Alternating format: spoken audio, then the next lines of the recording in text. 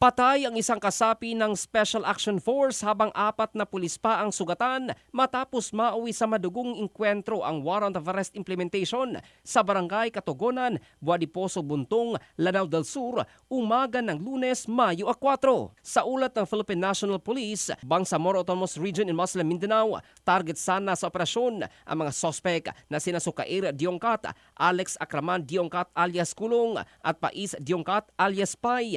May kinakaharap na kasong attempted murder. Batay sa ulat ng pulisya, isinasagawa ang pagsisilbi ng warrant of arrest. Umano'y biglang pinaputukan ng mga sospek ang mga operatiba pagdating sa lugar na nagresulta sa palitan ng putok. Nasawi sa insidente si Corporal Kelvin de la Cruz Francisco ng PNP SAF.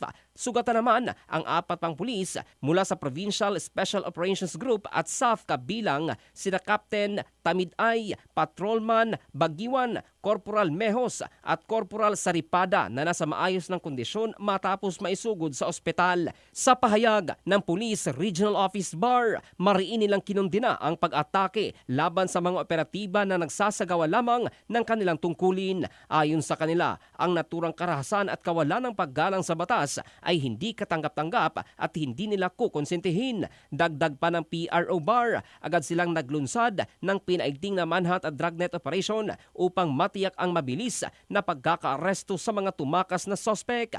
Isinasagawa na rin ang lahat ng kinakailangang hakbang upang mapanagot ang mga sangkot sa naturang insidente.